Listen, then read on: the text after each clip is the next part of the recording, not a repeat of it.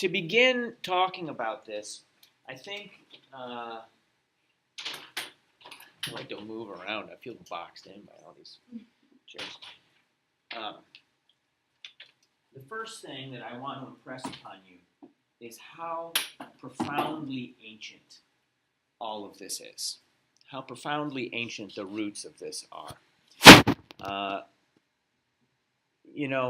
We live in a fairly Eurocentric world here, and so it's easy for us to forget that the oldest civilizations, the oldest refined civilizations on Earth were not necessarily in Europe, were in fact in Europe, not in Africa and Asia. So the roots of yoga began in the Indus Valley, with the Indus Sarasvati civilization about 10,000 years ago.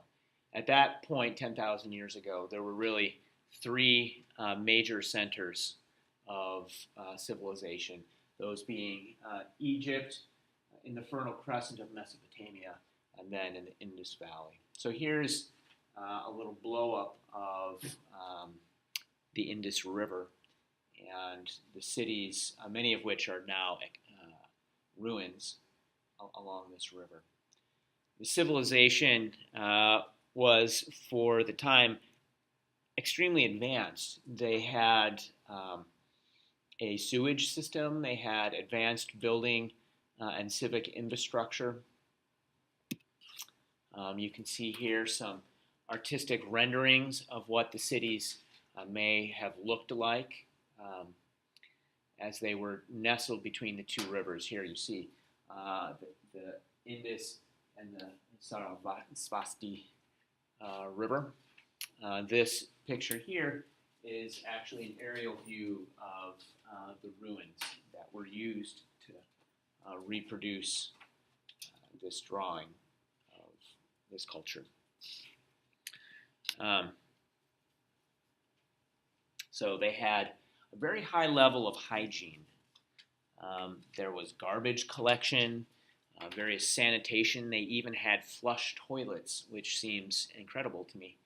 A very complex water management system.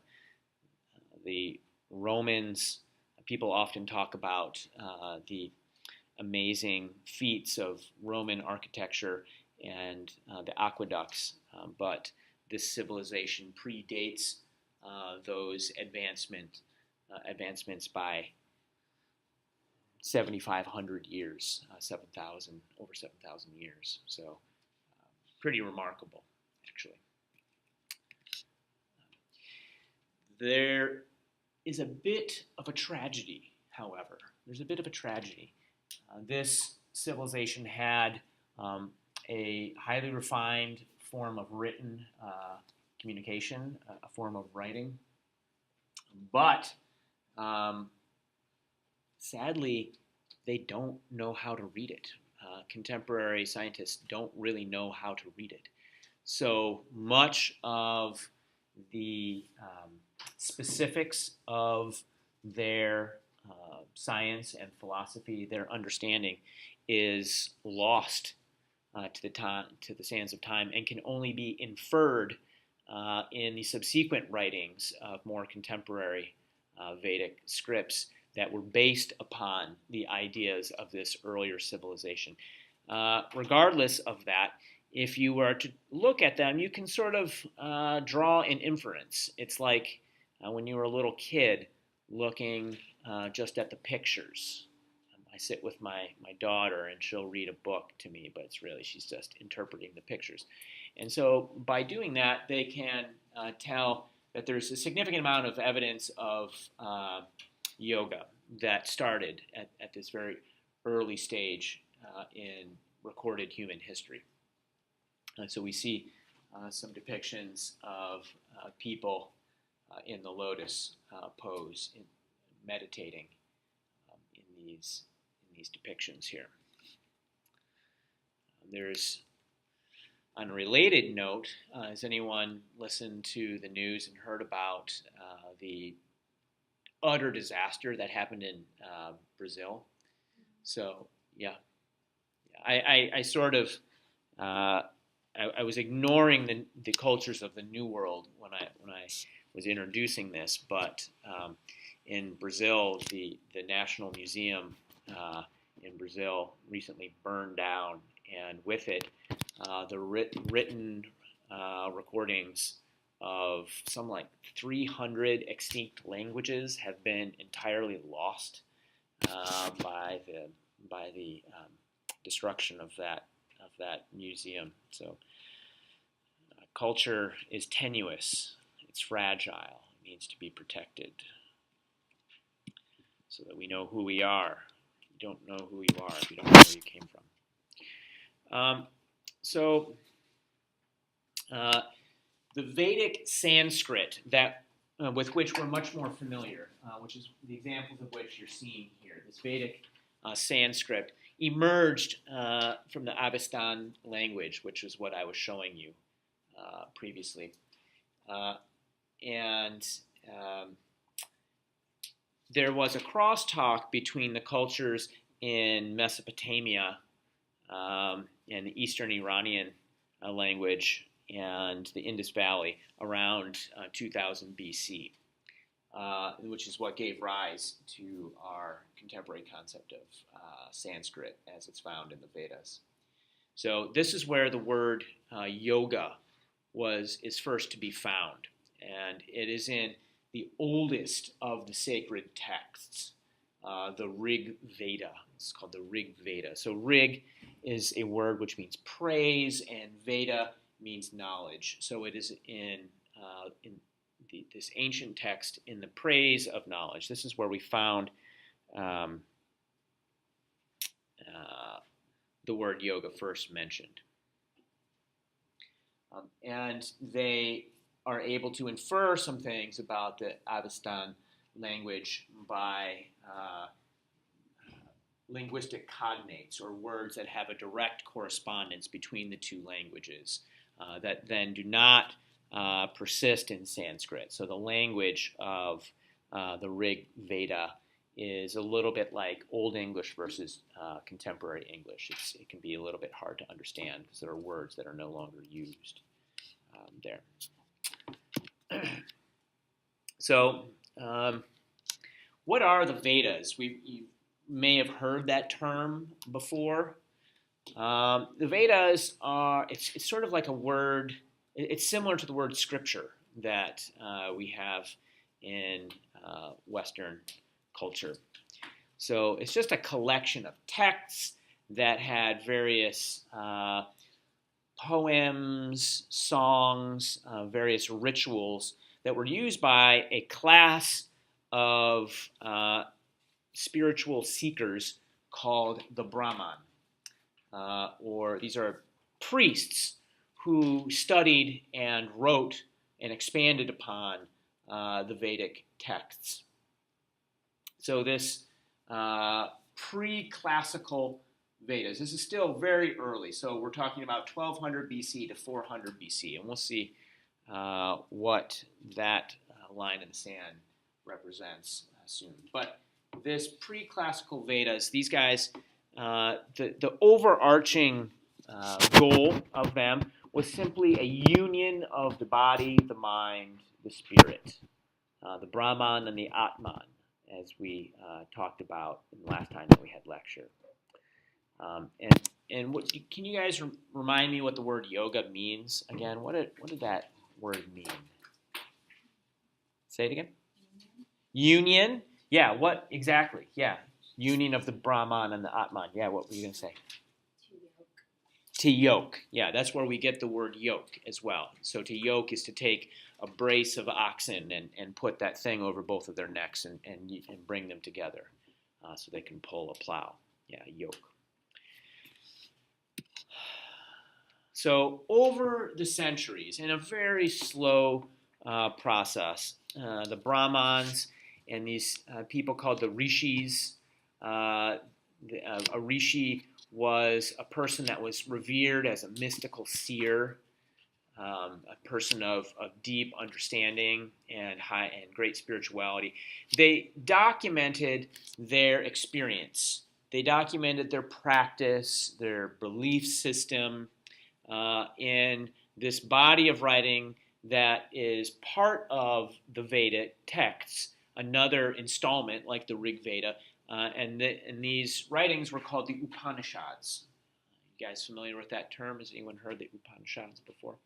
So the Upanishads and Rig Veda, these represent some of the oldest spiritual texts on earth, along with the Talmudic writings from the Jews in the Mediterranean and the Egyptians. These Upanishads were an enormous work that has over 200 different texts, 200 different scriptures in it. So, like the full Upanishads take up a good chunk of your bookshelf, particularly if you're rendering them in gold here, gold tablets. All right. So there was this idea from the Vedas, the other Vedas that preceded the Upanishads, of ritual sacrifice. There would be this sacrifice it was common at the time. So there would be an actual sacrifice of an animal at a feast, perhaps. And the Upanishads took that idea and internalized it, so that the actual sacrifice is not the sacrifice of an animal to the glory of some deity. It is the sacrifice of the ego, your own sense of yourself, and you are giving that up to find this union with a higher spiritual reality, and seeking self-knowledge.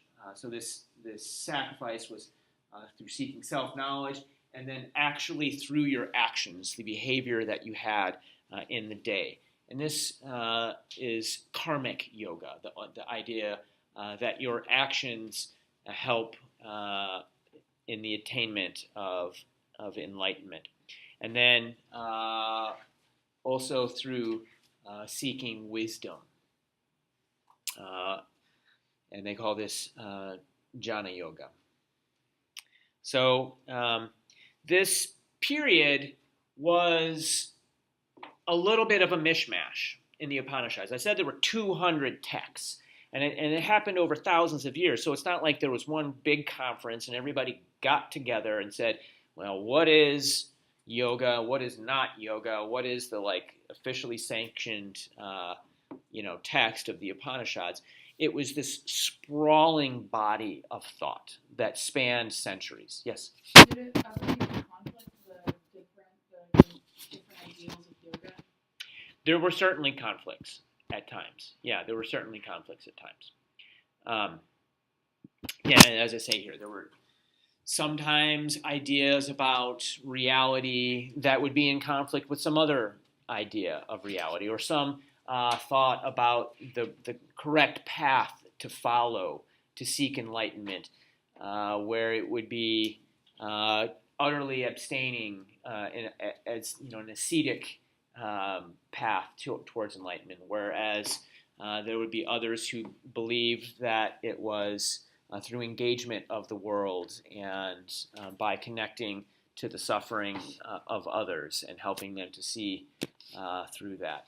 So yeah, I mean, those are very sort of more obvious ones, but there were all kinds of nuances. I'm not going to pretend to be a scholar of the Upanishads to be able to highlight all those, but absolutely there were all kinds of conflicts in them in this pre-classical period.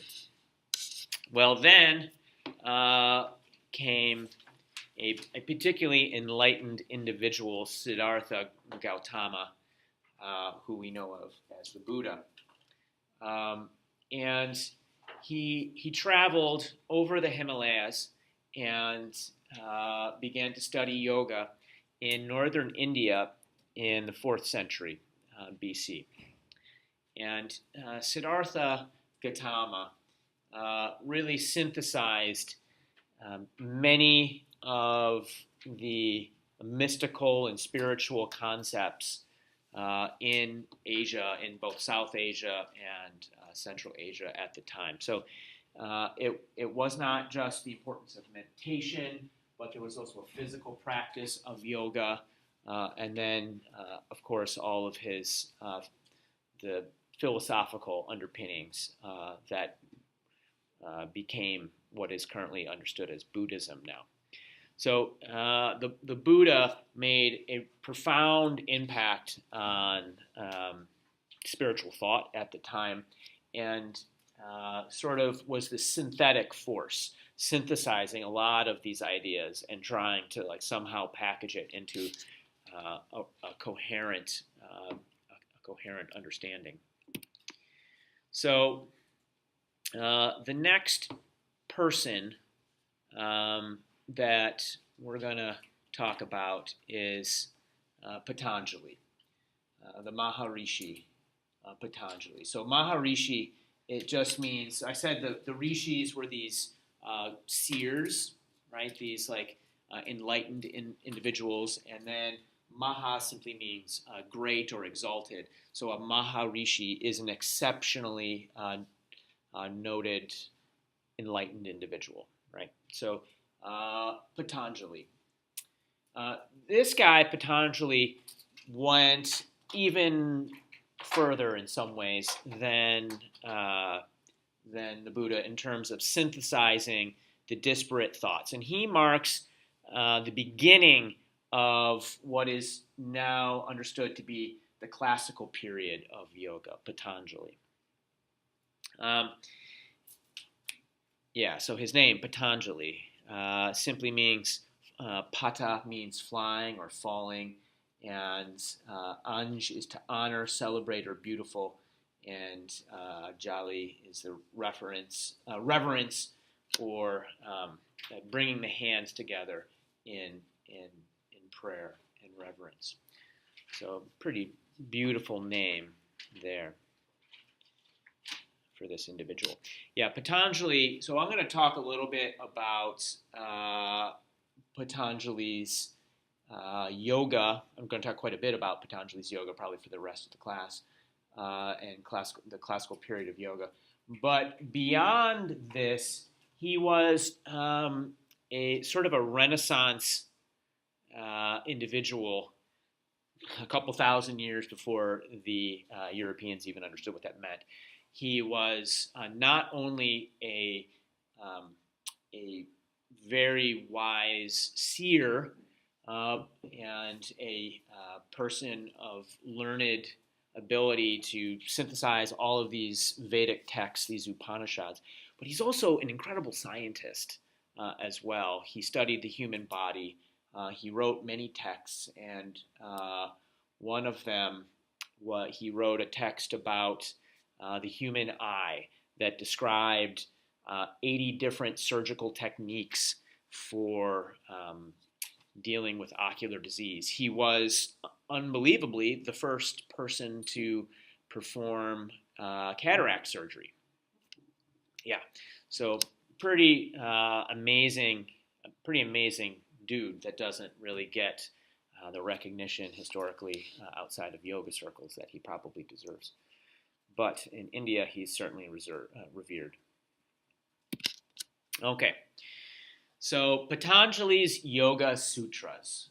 These are the texts that he wrote trying to synthesize and organize this idea of yoga. So like there's been literally thousands of years, maybe almost 8,000 years of thought and practice and devotion that he has in front of him. And he's trying to study it and understand it and synthesize it and reconcile it with his deep personal practice. He develops this deep meditative practice of yoga, right? And so he organizes it into this eight-limbed path, the eight-limbed path.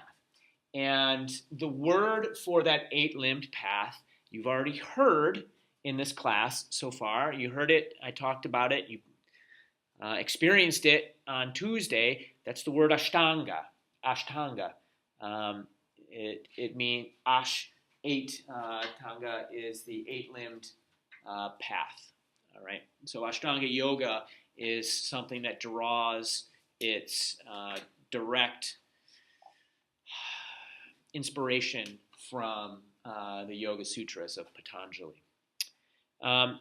And this eight-limbed path that he developed was had the objective of achieving samadhi, or enlightenment, as he called it. So we're going to walk through the eight limbs of his Ashtanga, of Patanjali's Yoga Sutras. And the first of them is called the Yama. And the Yama are what he considers to be universal moralities, sometimes called the controls or the abstinences, or the way, the ideas that you should embody to reach enlightenment. It's the first, it's the moralities. So the very first of them, so he begins his entire path to enlightenment starts for him with ahimsa. And ahimsa is simply compassion for all living things. Compassion for all living things, right? Yourself being the first among them. Having compassion for yourself. So the word itself in translation means literally to not injure or show cruelty to any creature or person in any way whatsoever. Kindness, friendliness, thoughtful consideration of other people and things in every situation. All right, and that's where he begins, right? Like, I think a lot of people, like, that would be, they would think of that as being a final goal for themselves, right? Like, how, if you want to really become a better person, how can I become compassionate, right? Well, so for him, that precedes all. Yeah. So the idea of compassion for all living things. The second of them is the commitment to truthfulness, and they're being described as separate yama, right? So he has different words for them, but they are part of the same. They're part of the same. So, like an eight-limbed path, you'd have 8 arms, but you're part of the same body. It's part of the same body. Okay, so the satya is the commitment to truthfulness, and for him, it is that if speaking the truth is going to have a destructive consequence for another, then it is best to say nothing. It shouldn't come into conflicts with their efforts to behave with compassion. So you have to have compassion. Do not use the truth destructively, sort of, as a tattletale, for example. The tattletale would be sort of an example of that. So he sees this as the foundation for any healthy relationship, interpersonal relationship. He sees it as the foundation for community. He sees it as the foundation for good government. Certainly, there are some people in our government that could learn a little bit more of this aspect of the 8 limbs. I'll leave it at that. And then asteya, non-stealing. So that is to not take anything that does not belong to you. So if it is freely given from another, then you can take it, and that is good. But to not just take, and that means to also be conscious of how you ask for others' time, to not just steal. So time is seen as a resource. that's a person's life. That's their most valuable thing. So connecting, but being conscious of that. Brahmacharya, sense control. And so for him, this was not the celibacy that we see in, for example, the Catholic Church. This is sort of the sexual temperance. So when I was a high schooler, I was into this band called Fugazi, and the guy in that band developed this idea that he called straight edge. I remember thinking about that, and it was, he didn't drink, he didn't do drugs, and there was this same idea there of temperance. So this didn't mean that you didn't have a relationship, but it was that the conjugal relation, sexual relationship, is one that respects the other and has the ahimsa, that compassion, where you are enlivening the body and uplifting it, and not causing harm to others through it. Just so, like, tempering that impulse that is in all humans. All right. And then the fifth of the yama is aparigraha. So this is basically neutralizing the desire to hoard wealth, to not be greedy. Don't be greedy. Don't try to accumulate things for the sake of accumulating them. This is this idea of not being material, non-materialistic. I mean, you can see in a lot of these that he is definitely drawing on what is at this point very well-established Buddhist thought, right? So Siddhartha Gautama certainly had a lot of these ideas in his philosophy, and it was integrated into the Ashtanga of Patanjali.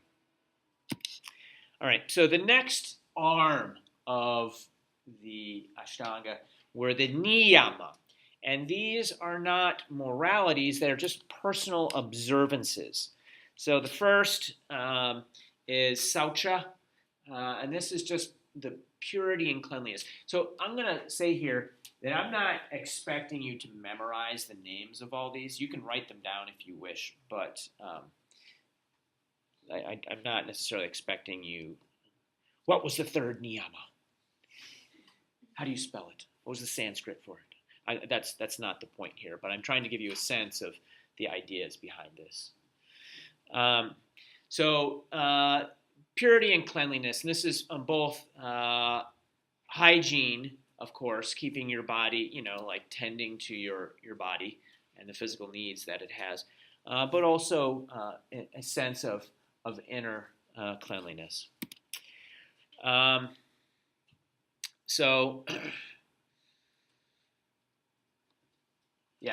The later arms of the Ashtanga that we'll get to, the Asana and the Pranayama, the two of which are by far the most important to this class.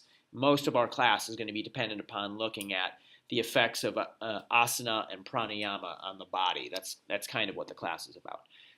We'll get there. But the Asana and the Pranayama helps you achieve saucha, this cleaning of the body, this ability to keep the body free, functioning, healthy, and give you a clarity of mind. All right. So here is a quote, translated quote. More important than the physical cleansing of the body is the cleansing of the mind. A cleansing of the mind of its disturbing emotions like hatred, passion, anger, lust, greed, delusion, and pride. Okay. So with all of this, you're beginning to see that yoga, as envisioned by Patanjali, was a code for life as well, a moral code. It was not simply there were spiritual aspects to it and there were physical aspects to it, but it's not just learning to be flexible, right? There's a lot more to this for him. Then there was Santosa, which is modesty and contentment. So even when life is difficult, even when you are confronted with what could be frustrating circumstances, when tragedy strikes, when there's difficulty, learning to be content, learning to be modest. So he believed that there was some sort of purpose for everything, even if it was unknowable. And that's what they call karma. In the Hebrew, there is this word, this term called tohu wavohu, which certainly was a concept that Patanjali had come in contact with. I mean, there was trade at this point. By the time Patanjali was there, the world's civilizations across Europe, the Mediterranean, North Africa, the Middle East, and South Asia and East Asia, there was the Silk Route, right? Like that those corridors had been opened up. Alexander the Great helped to do that. But and so he had been exposed to this idea of tohu wavohu. Tohu wavohu from the Hebrew is translated into the Christian Bible as God works in mysterious ways. You've probably heard that before, but the idea is more that the design of the divine is unknowable. There's something about it that is transcendent, that the mortal mind, the mortal intellect, is not going to understand. So even though you see that there is a purpose for everything, there is a purpose for suffering, it's hard to make sense of it, right? You can't make sense of it. You're not going to make sense of it because it's beyond. It's not purpose the way we envision purpose. I purposely walk over and look at my phone to see what time it is or something like that. It's a purpose that is not forged by a mortal intellect. And because of that, because we do not have access to, I don't know the term, the supermind of the divine, that we need to find contentment in face of all travail, right? In face of any circumstance, whether it's a hurricane or a personal injury or the death of a friend or whatever it is, seek to find contentment. So that's Santosa. I'm just plowing through these. Are there any questions? Like, I want it to be, I mean, it's me lecturing right now, but I would like the class to be conversation too. So break me out in a conversation at any point, Stuart. I know in China, there was this, I can't remember because it was world history in sophomore year, but I believe, was it Taoism that came about because there were conflicts and violence and they needed a new philosophy that created peace.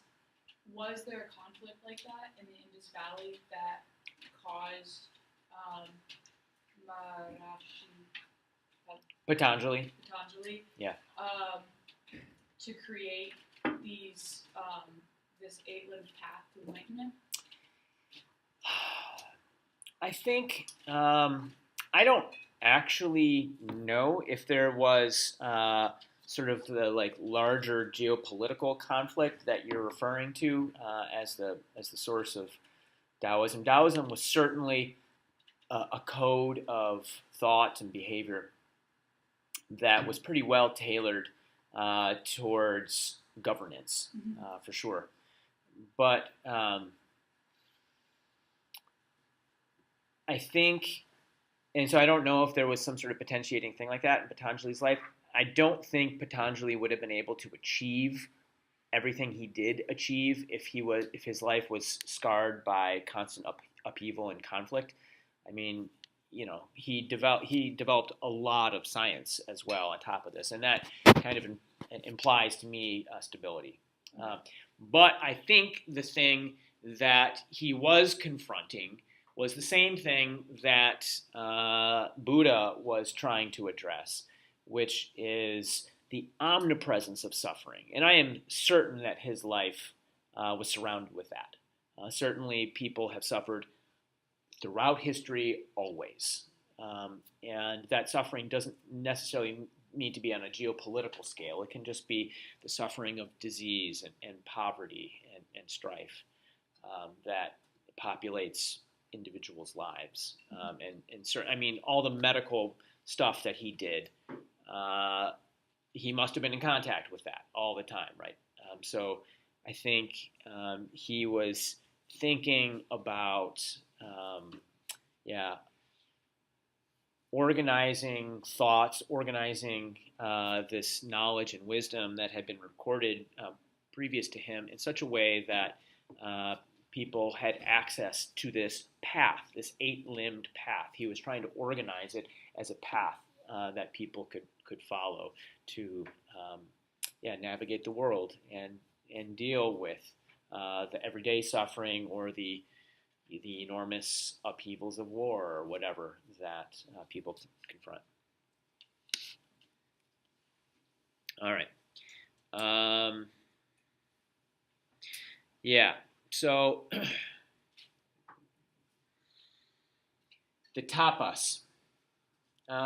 So the tapas are basically the disciplined use of energy. I think of this as juice per squeeze. There's a lot of ways you can spin your wheels and use your energy. But what's an effective way to use your energy? Be mindful of how your efforts are expended. And this is something that I actually think is really important. In being a student, being a professional of any sort, how do you use your energies to be most effective? There is heat, there is power there in that, and bring it to bear. Be mindful that it's not limitless. Be mindful that it's not limitless, and that you have power over how that energy is discharged. Okay.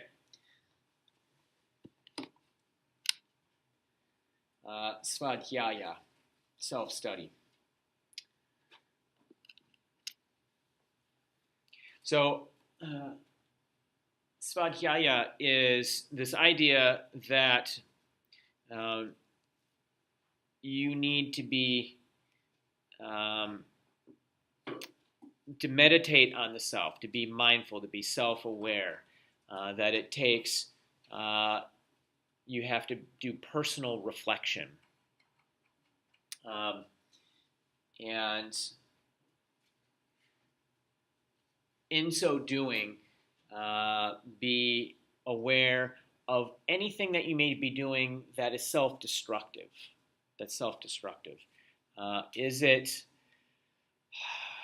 I don't know, say, I'll put it in pretty concrete terms. Say you had a boyfriend or a girlfriend in high school, and it was fun for a while, but the person was actually pretty dysfunctional, and you have progressed to a point where you couldn't really be with that person anymore. It's very common, and but you still really cared about them, but the person maybe they were mean, maybe they weren't compassionate or kind, maybe they didn't speak, or maybe they were vain or self-centered or hedonistic or something like that, narcissistic. But you still cared about them, and so you recur. You will continue to text them or something like that, and keep that relationship sort of half bubbling, even though it's really not good for you. It's that person doesn't make you your best self or whatever. So being aware of things that you're doing that can be self-destructive and requires you to do some self-reflection. So why is it? What is it about yourself that's making you keep going back to that person? Is it because, I mean, I don't know. I'm not going to unpack some imaginary psychology there, but I think you get the point. So what is it that's underlying your need? Maybe you are into collecting something. There's a lot of hoarders, and that hoarding is a way for them to deal with a depression that they may have. And so, being self-aware and meditating on your underlying emotions so that you can identify any self-destructive tendencies.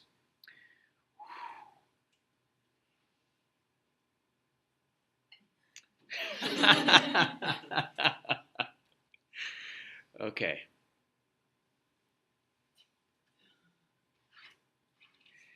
Isva.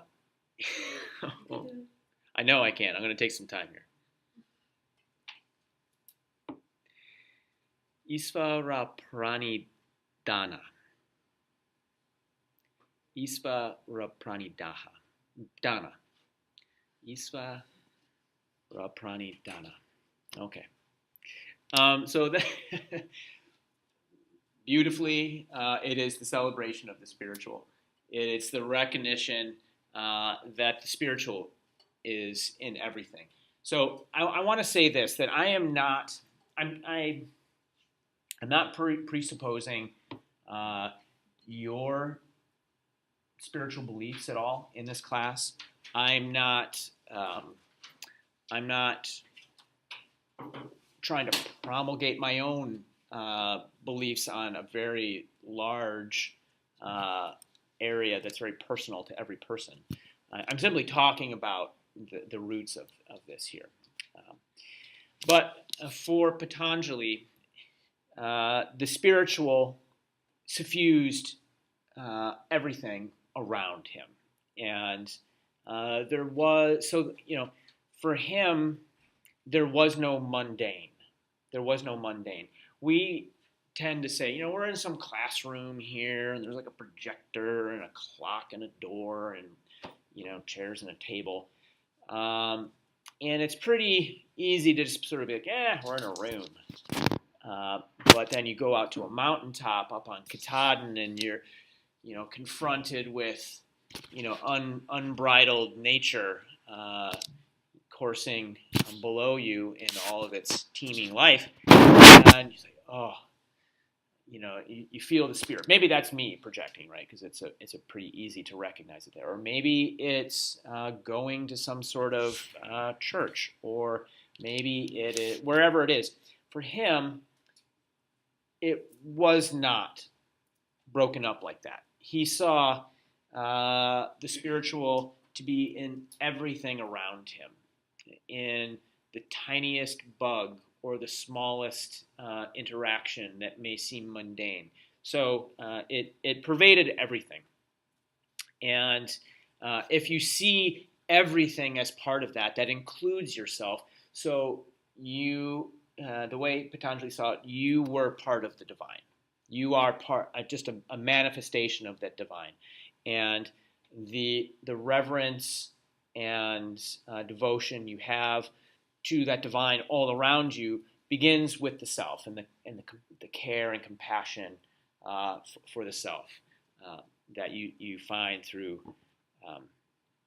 the svadhyaya, the self-study. Yeah. I took philosophy a few years ago. One of the teachers said that, at least in certain forms of Buddhism, that they didn't believe in the self. Mm-hmm. Is that the same with him? Or is it sort of like a universal? So this is a theme that runs through a lot of Eastern mysticism, and even is in the origins of Christianity, early Christianity. And this is the idea of interbeing, the idea of interbeing, that so when you see a flower, when you see a flower, you don't just see a plant. You see the rain that has fallen on it, and the sun that has helped it grow, and the soil that has put nutrients up into it. And once you see that, it's one contiguous, tapestry that when I am talking to you, I am simply a wave on the ocean that has raised itself above the ocean and can see and interact another wave. But we are two facets of the same ocean, the same divine consciousness that pervades all of matter that is somehow interacting with itself. This is so Jesus, for example, and this isn't like a religious studies class, but I'm going to go here a little bit because you are. It's widely recognized that the teachings of Jesus, whatever his thoughts were, he was influenced by obviously Talmudic law, but also Greek philosophy. And the third aspect, right where he was there in Israel, he was at the crossroads of the world. So he's getting all these influences. And another one that's underappreciated was Eastern mysticism. And he was certainly influenced by these ideas, the idea of interbeing from Buddhist thought that came east. And some people say that his 40 days in the desert was actually him, not 40 days, but he took off. There's a chunk of the middle of his life that's not really well accounted for, and that he traveled east and studied out in India or Tibet or somewhere out there. I don't know about that. But the idea that grew out of that was, so for example, in the Christian rite, there is, bread becomes the body and the blood and the wine and all that. Transubstantiation is what they call that. And the idea of transubstantiation is still embedded in that, this idea of interbeing, so that when you see bread, that bread is part of the same tapestry of reality that connects to Jesus himself. And if you look at the apocryphal texts, so texts that were not included in the Bible in the Council of Trent or whatever in 420 when they made the Bible, those apocryphal texts, in some of them, there's one called the Book of Thomas the Twin. In there, they talk about if you lift a rock, you will find me. If split wood, and I am there. If you seek me, knock upon yourself as upon a door. So the idea being that the self is an illusion, and there is really just one universal consciousness. And so you find Jesus or the Buddha or whoever inside yourself. We are all one connected being. So, and not just humans, all life. So, that is interpreted by some in some forms of Buddhism as being like there is no self whatsoever, that it is a single living divine entity that is interacting with itself. So, okay, there's a lot of religion. Any other thoughts on any of that? Spiritual thought is what it is. Religion, I'll say this. Religion comes from the word we use. Religion comes from the word religio, which is a word that means daily practice that you go through to seek the divine or to transcend that practice. So my cup of coffee is my religion in the morning, right? Well, it's a daily sort of mundane task that you do that becomes a meditative thing that helps you transcend the boundaries of that task. That's what religion means. And there's organized religion, there's personal religion, whatever. All of that is in service of something else called spirituality, right? Which is a different thing. Okay, so that's the yama and the niyama. I want to get to the meat of it here. The asana. So the asana, most of the semester, I'm going to be trying to talk about this, the asana. And when people think of yoga, this is normally what they're thinking of, is the asana, in the West at least. It's simply the physical body postures. The word itself means abiding or staying, the notion being that you are exploring the realm of the body in a very controlled, specific way, and are staying in that and abiding to the principles of that particular posture. All right. So yeah, it's these asana that are so embraced, particularly by the Occidental or Western world, because they have very concrete, very real health benefits. They can improve your strength, your balance, your flexibility, a number of other physiological parameters like your heart rate and blood pressure and blah, blah, blah, and like ambient level of stress hormones. And that's what we're going to be talking about all year, all semester. But it's also used as a way to calm and focus the mind and dive deeper into the inner essence of being. Okay, so this guy, BKS Iyengar, we'll talk about him a little later. I've been going slower through this than I anticipated. I won't get to talk about him that much today. But he was a relatively modern master of yoga as the Yoga Sutras of Patanjali. And he was a student of a guy named Krishnamacharya, who we'll also talk about a bit. But here's a quote from him. I'll read. "The challenge of poses offers the practitioner the opportunity to explore and control all aspects of their emotion, concentration, intent, faith, and unity between the physical and the ethereal body." So then he's talking about that yoking or union between the Atman and the Brahman. "Indeed, using asana to challenge and open the physical body acts as a binding agent to bring one in harmony with all of the unseen elements of their being. The forces that shape our lives through our responses to the physical world." So the yama, the niyama, and then the later arms that we'll talk about a little bit. These are less physical, more unseen aspects of the individual. He sees the asana as being that way of like binding it all together and synthesizing it all. Yeah, pretty amazing lotus pose there, huh? Yeah, look at that, 96 years old. Yeah, Iyengar is an interesting guy. I have one Iyengar yogini, Amy Bird, come in. She is amazing. She's one of my favorite people. I can't wait for you guys to meet her. But she does Iyengar yoga. She can maybe tell you more about him. Here's a later picture of him later in life. Continuing.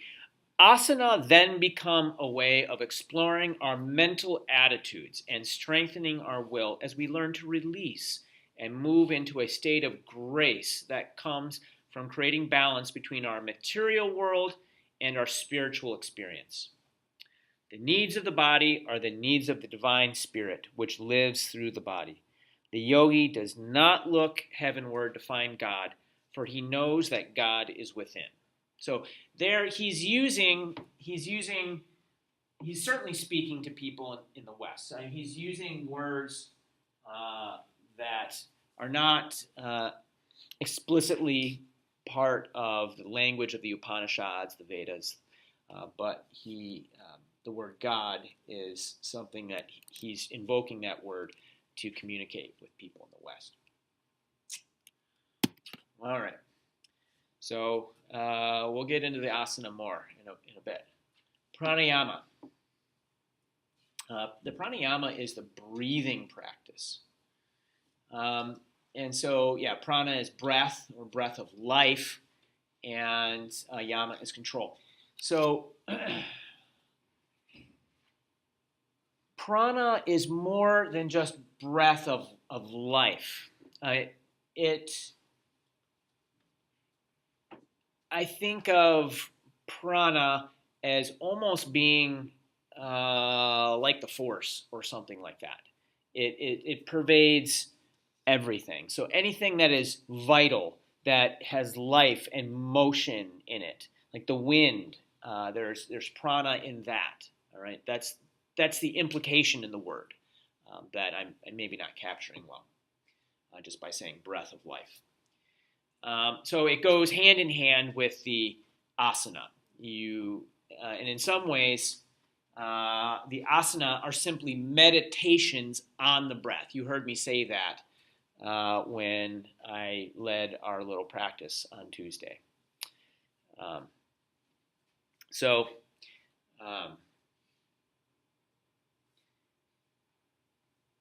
Practicing the asana, practicing pranayama is really the highest way of purifying the body, of getting the blood moving, like opening up the tissues. Those are all part of the purification of the body. And so asana and pranayama are considered to be central to the self-discipline that's required for unioning the mind and the body.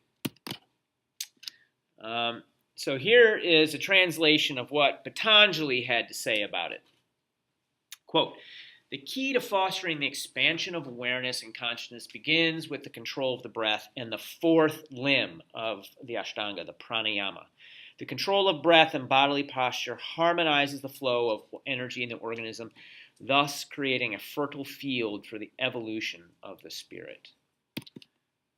All right, continuing. This down-to-earth, flesh and bones practice is simply one of the most direct and expedient ways to meet yourself. To meet yourself. This limb of yoga practice reattaches us to our body. In reattaching ourselves to our bodies, we reattach ourselves to the responsibility of living a life guided by the undeniable wisdom of our body. So Patanjali clearly thought that pranayama was super important to the Ashtanga, and we will explore it more later. But this person here is doing the Ujjayi Pranayama, and I began to teach you a little bit of that in the physical practice last Tuesday. We'll do more of that next session you guys have with me. All right. Now we're going to move out of the body into the mind a little more. And with this discipline called this arm called pratyahara. And pratyahara is roughly translated as control of the senses. It means withdrawing from the senses. Ahara means nourishment. So pratyahara is to withdraw oneself from that which nourishes the senses. This picture here is a picture of Krishnamacharya, and he's doing something called the Satmukhi Mudra, and this is a way of I think you press on your ears as well. It's a way of withdrawing from the senses, going into oneself. So Krishnamacharya is the guy that taught Iyengar, also the guy that taught Pattabhi Jois, who is the modern developer of the Ashtanga yoga that we practice. This pratyahara is often depicted as a turtle withdrawing into its shell. So this is the practice of pratyahara is the practice of cutting out external inputs. All right. So it is a practice. There's a practice of pratyahara. There's various techniques of pratyahara. And once you've cut that off, the link to the external sources, there is this type of restraint, and it enables this incredibly deep concentration that the higher levels of the Ashtanga require. Let's see if I can get to some of them here. All right.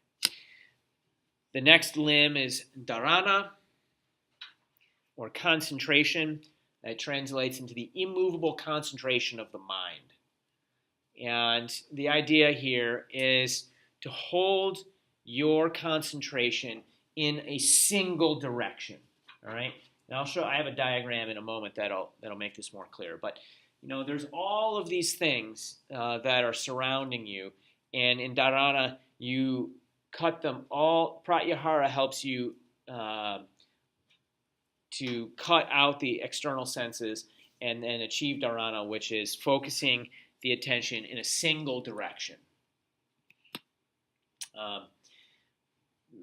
Patanjali describes it as this: when the body has been tempered by the asana, and when the mind has been refined by the fire of pranayama, when the senses have been brought under control by the pratyahara, the seeker reaches the sixth stage, or dharana. Here, he or she is concentrated wholly on a single point or on a task in which he is completely engrossed. The mind has to be stilled in order to achieve the state of complete absorption. The seventh is dhyana. So this is concentration upon a point of focus with the intention of knowing the absolute truth about that thing. So the observer is not necessarily separate from the observed. Concept then holds, of dhyana holds that when a person focuses their mind on an object, their mind is transformed into that object. All right? So this is meditation on the divine aspect of nature, of being. So here's the diagram I have to describe this. So here is the mind and all these objects that you're surrounded with. Dharana, the mind focuses itself on a single aspect of things that you're surrounded with, all right? And the pratyahara helps you cut out everything else. Your mind is focused on a single object. And then dhyana is when the seeker and the object are one, and you break down that subjective barrier with whatever you're observing. So, deep meditation there. Some deep meditation. All right. I want to get through the 8 limbs here. So, I'm going to skip the quote by Patanjali and go to the last arm, which is samadhi. And this is analogous to nirvana in Buddhist thought. So it's simply union with the divine. When you have dhyana at a very high level, you transcend all boundaries and you have a union with the divine. So Patanjali describes it as a state of ecstasy, the state the meditator merges with his or her point of focus and transcends the self altogether. All right, so kind of getting to what you were talking about.